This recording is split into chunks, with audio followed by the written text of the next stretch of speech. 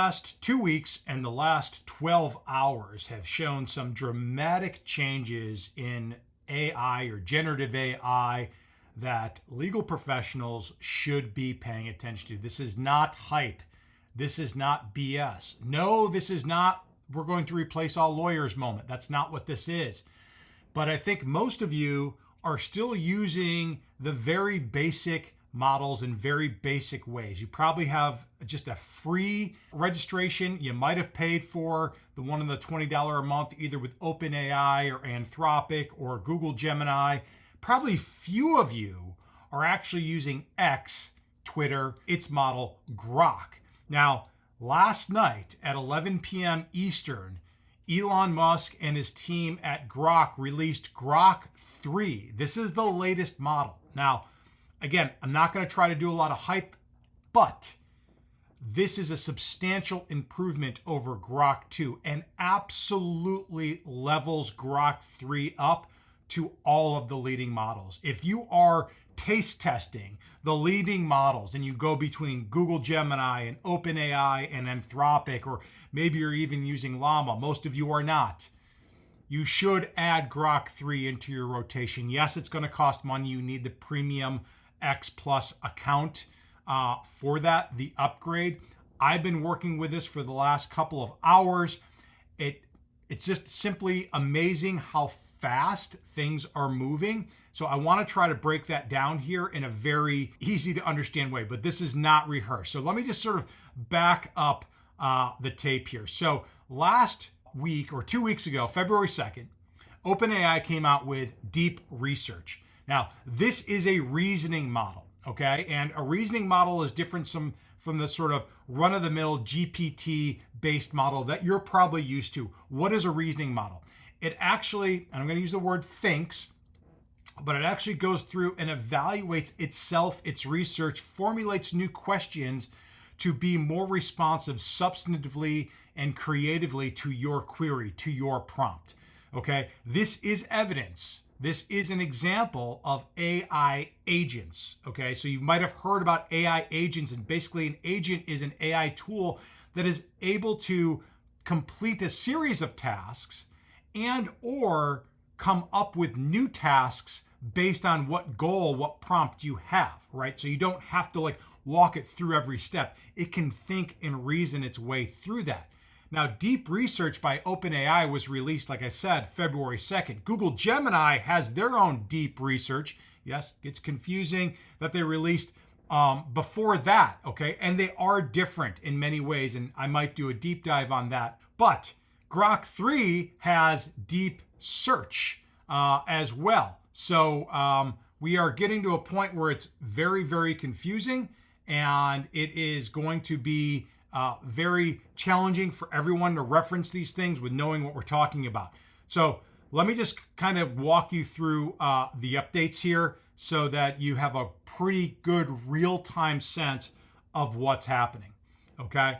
Let me start with Grok 3 because I think that is the most important element here to pay attention to right now. It's fresh. Okay, so I just went to X, formerly known as Twitter, and pulled up basically the announcement. One of the benchmarks, the LLM Arena, and this is where it's typically a double-blind test between two models. Users don't know what it is. They run them through a series of evaluations, and early Grok 3 was released, I think last week, might even be shorter than that, under the codename Chocolate. So no one knew that this was going to be Grok 3. It's already achieving performance, the highest model on the LLM Arena, chatbot Arena. This is one of the benchmarks that you use. This is definitely evidence that this model is very, very strong. Here, I want to just pull up, this is one of the screens that they showed during the live cast last night. And this shows Grok 3's performance versus some of the other leading models. This is across math, science, and coding. But one of the things to point out here is when models excel at these things, they also excel at a lot of other things. So I don't want you to think like, oh, I can only use it for math or science. For a legal professional, you might be going, well, this is great, but I don't use it for math, science. I use it for research. I use it to help me think, to get things done, to write, all that. When models are sort of scoring high in math, science, and coding, it's inherently within them to do creative things and to be really grounded. So this is strong evidence that Grok 3 is definitely a model that legal professions can start to really stress test and validate. I'm not saying it's accurate. I'm not saying it's 100% hallucination free, but there are some key differences with Grok 3 that actually makes it better for some of the things that you all might want to do with models that you haven't been able to do in the past. And I'm going to break that down here in a second. So here is another graph from the live cast last night. This just basically shows, this is during the teams. You see Elon there. They're basically showing you how fast the Grok model has advanced. This is in no small part the investment that Elon has made in its own data center, its GPUs. They're rapidly moving forward with this, and you can see that they have caught up with the leading model in a very short period of time. Now you see just Grok 2 on the screen here. We're talking about Grok 3, okay? So arguably it's even higher on the scale. And what they said throughout this is that Grok 3 is still being trained. It finished its initial pre-training in January. It's continually being trained, and they are going to be releasing new updates and features daily over the course of the week. So like having a voice mode, that's coming. Being able to do translations, that's coming. Video embedding and graphics capabilities, so you're not just text bound, that's coming as well. If you put all politics aside, I know Elon's a figure that captivates or infuriates depending on your point of view. Put that aside. He gets things done, and this is definitely a key moment in AI development. Now, so I want to give you an example of what Grok 3 beta can do. Okay, so in my one of my first tests was, can you provide a list of any and all legal actions filed in relation to Doge? Okay, why would I do this? Remember, this is connected directly to the X feed, the Twitter feed, and the internet. So your ability to get real-time insight, this is definitely the best model. Now, put aside, like you might hear things like Twitter's a dumpster fire and it's a bunch of garbage and partisan BS. That can be true, or it can be a major source of breaking news and really detailed insight. It all depends on who you follow and what you're doing. So my Twitter feed is not filled with a bunch of pro-mega or anti-mega partisan BS. It's actually about AI models. It's about interesting topics within the legal domain. It's about strategy and business models, because that's where I focus when I'm in Twitter and X. So my feed is very, very different. But put that aside, I'm sharing that with you because don't judge the book by the cover. Don't judge X or Twitter based on what you've heard if you're not active in it, okay? It is absolutely a real-time source of information. Accurate information, and yes, some hype and BS as well. But Grok 3 is using the feed and the internet, okay, to compile this. So when I asked it for a list of any and all legal actions filed in relation to Doge, now, first of all, it noted that there's two Doges. There's Dogecoin, the crypto meme coin, and then there's the Department of Government Efficiency. I was referring to the latter one, okay? So it noted the difference, and it did both. This was pretty good about all of these legal actions. It's relatively new, so I did check most of these, asked it here, can you get me the complaint for one of these? And so you can see that it checks 2 posts, 15 web pages. It provides me a great summary of this, saying it can't get me the actual complaint because it's behind a paywall, Pacer and all that, but it gives me key allegations in the complaint, relief sought. Now, and this is accurate. I did read all this. This is actually accurate. It actually then reads the docket and gives me procedural developments. This is accurate as well. Provides where it got the resources and gives me instructions on how to access the full complaint. So is this a legal research tool? Not necessarily, but it is also if you're investigating something, a new emerging area of law or controversy or something happening in real time. this will be faster than Google. This will be better than Lexis Westlaw, because that's focused on cases, case filings, and all this. This brings that into the mix, but also commentary that's happening about these cases out there on the web, in a Twitter feed, and other media sources. So you get a much more well-rounded view of this. So depending on your use case, very, very strong. Let me show you something else. So here I'm using the think mode, okay? So I use the think mode. You're gonna see thoughts here. This is sort of the internal dialogue that Grok3 is having. All right, let me think about this. I need to find new ways to legally challenge. First, I should consider, this is basically the internal thought process that a human might have. It's all right here. So it's thinking first about how to attack this, how to sort of address your prompt, and it gives you everything in here. It gives you its stream of consciousness for how it broke down this task, and then it goes and does it, and then it lays it out here for you. Let's show you the difference between that and deep search.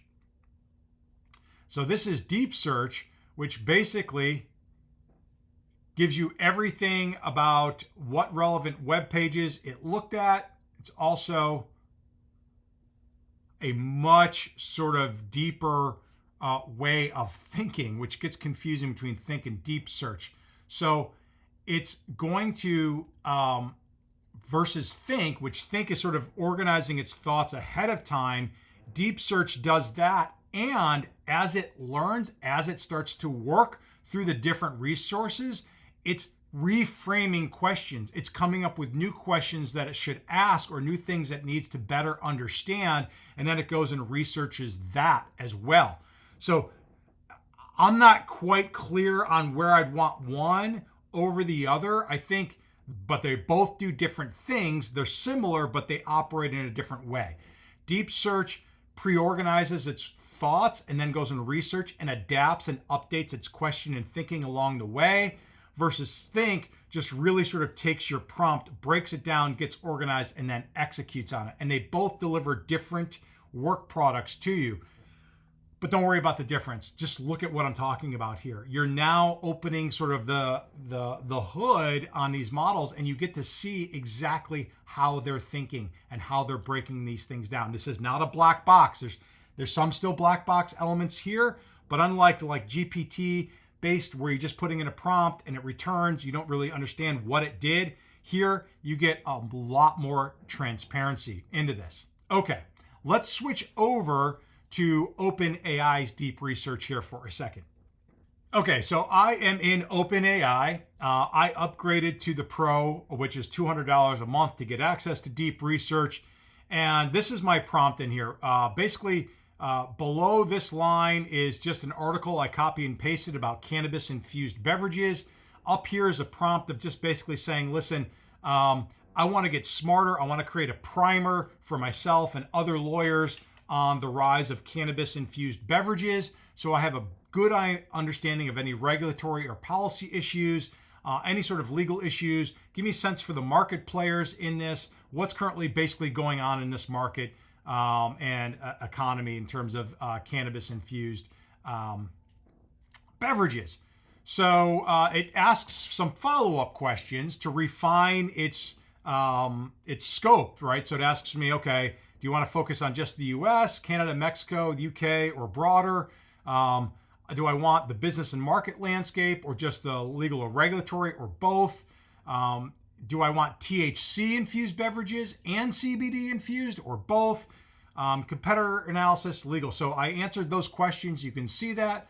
All right. Then it lays out what it's actually going to do. Now, this took 10 minutes and 25 resources. And you can see over here on the right-hand column, this is basically its thinking process, right? It's telling you everything it's doing. It's updating its process. It's finding new research, new resources to go to as it's learning itself about this.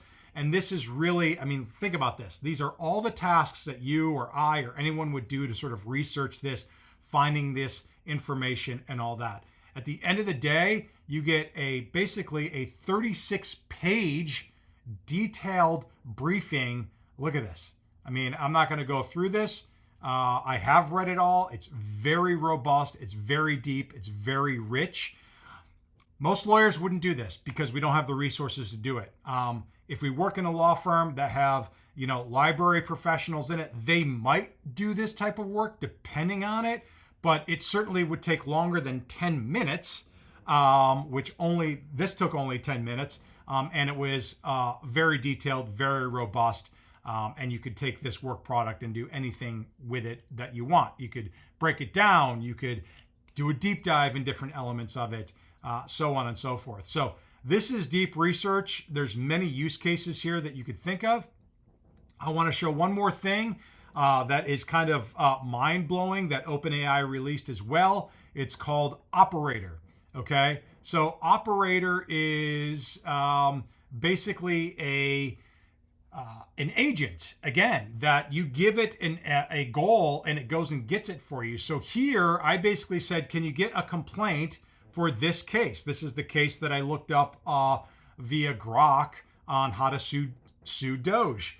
And it worked for 46 seconds, and it basically opens up a browser. Let me see if I can play this here to replay it. So you can see that this is the browser that it opened. Okay, so I'm going to open this up, and it first did a search, then it found the complaint, and then it sort of brought the complaint up. Now I can take control of this browser, which is crazy.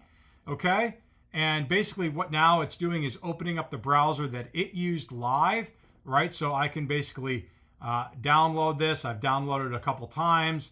I go here and I can basically open it up, which I have done right here. And there you go. I have now the complaint in front of me, the actual complaint. Let me get out of here. Resume operator, exit to chat. Okay. And I basically got the complaint by just going to Operator and asking for it. Now, yes, could I have done a Google search and probably find this? Yes. If I had Westlaw or Lexis, could I find it? Sure. If I had access to Pacer or something like that, could I find it? Yes. I just want to show you that Operator, I just said, go get the complaint. It did it by itself and then downloaded it, and I have it here. I mean, it's just remarkable where agents are going. So to recap where we are, because I realize this has been a lot, this is a really good way to think about generative AI now. So where you see Grok3, think of ChatGPT, right? Think of Anthropic, right? Those are sort of those models that we're all used to interacting with. Google Gemini, right? It's just you put a prompt in and voila, it does its magic and it sort of answers that prompt. That's where most of you are.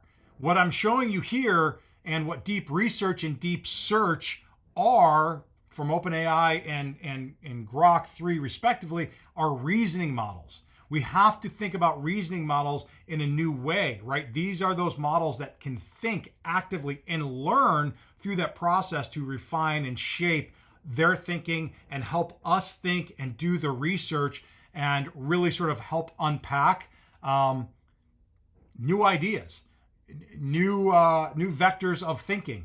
Also get more substantive and more deeper, no pun intended, into the process. So we have to think about how to interact with those differently, because it's just amazing the quality difference in reasoning models versus sort of the typical GPT. And then we have agents, and these are where now the model's not just thinking, it's doing. It's identifying new tasks. It understands, it's goal-oriented. So, the example they say is like booking a flight or finding, I want to take my family on a trip to Scottsdale, Arizona, in the spring. Find the best times to fly in terms of fares and weather and suggest good family-friendly resorts. And it'll go and do all of that research by itself and come back and give you the opportunity to make purchases for the things that it found, okay? In legal research, you saw that I asked it, just go get a complaint for me. And it went and just got the complaint for me. Yes, we could do that on our own, but it would take us a lot longer to do that by using whatever paid service we're using, instead of just telling a model to go do something and it comes back and it does it. Hopefully your brain is like, bam, it's just like I don't even know what to think about this. I'm sure you're thinking about that. I'm sure you have lots of questions. I tried to cover everything fast here, just to kind of update you, but there's a lot happening. So what can you do today? I urge you to spend $20 a month. I'm not asking you to step up for the $200 OpenAI. Although it's only a month. So if you just want to invest $200 just to work with all the latest OpenAI tools, it's worth it. You can downgrade your membership after that at any time. You might be able to do it actually before that. It might discount or rebate you the difference depending on how many days you used. I'm not 100% sure. My point is, try these models out. If you're still a rudimentary beginner user, you are going to be left behind. It's that simple. It's that simple. You don't want to wait to learn how to interact with these models because the learning curve is only going to get steeper. And what's going to happen is these, OpenAI is already talking about it in GPT-5.